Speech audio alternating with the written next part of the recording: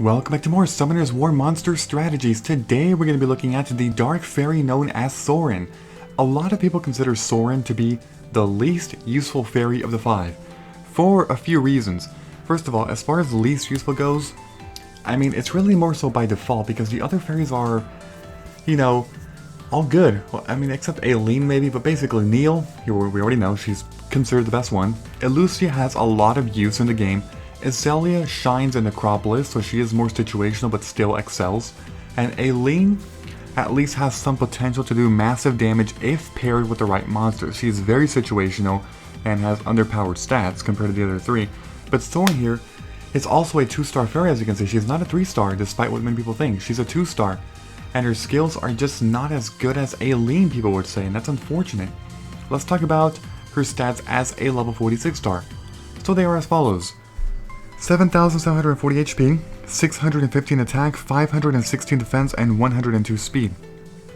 The speed is on the lower end of the fairies, but that's fine, you know, I mean, Neil has a lower speed, but she's tied with Azalea for the second lowest speed among the fairies.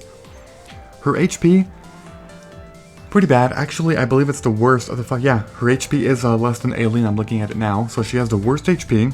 Her attack stat is the second worst. It's only a little bit better than Aileen, and her defense is actually the same exact as Aileen. So she has less HP than Aileen, but a little bit more attack, same defense, and less speed. As far as stats go, she is a bit underpowered compared to Aileen, so that's already a negative thing, right? Let's talk about her skills now. Her first skill is Dark Gust, attacks the enemy 3 times with a Whirling Gust of Darkness, stuns the enemy for 1 turn with a 20% chance. Her second skill is Double Arrow, shoots 2 arrows and stuns the enemy if both of them hit the same target. This move is identical to the second skill of Azalea. And this third one, Spirit's Curse. Inflicts damage on the enemy with a curse, increasing the enemy's chance of landing a glancing hit for 3 turns.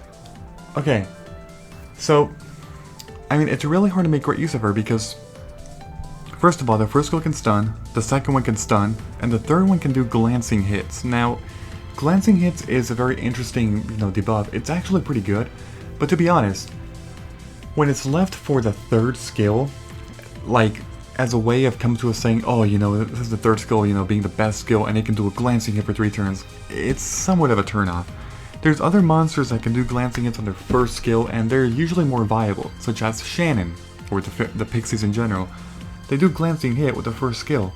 So you can consistently keep enemies under glancing hit status, and the third skill is left for, like, let's say Pep Talk from Shannon, a much more useful third skill.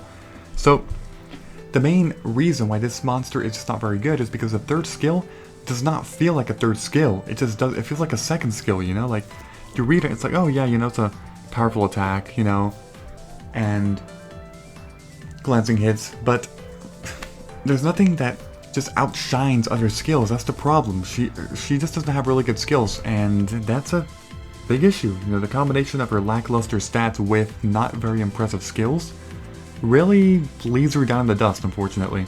Let's talk about the runes.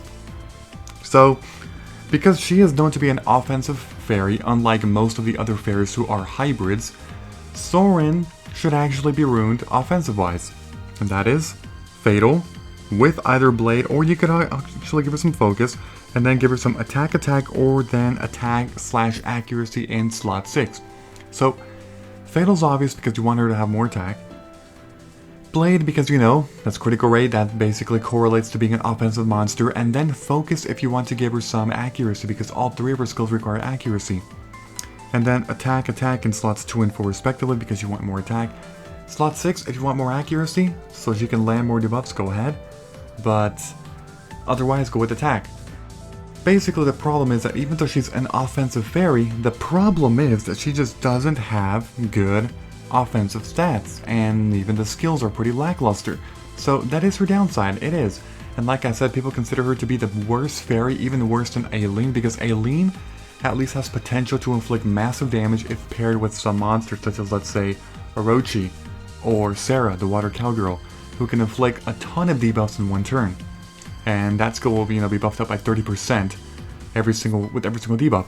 This monster, Sorin, doesn't work that way. It just does not. That's unfortunate. But anyway, that is pretty much it for Sorin. she's not really a monster worth keeping, I would say, unless you want to maybe try her out, but really most people avoid her. They do, because like I said, she's just not a very good monster. So, if you have any rune recommendations, go ahead and leave a comment.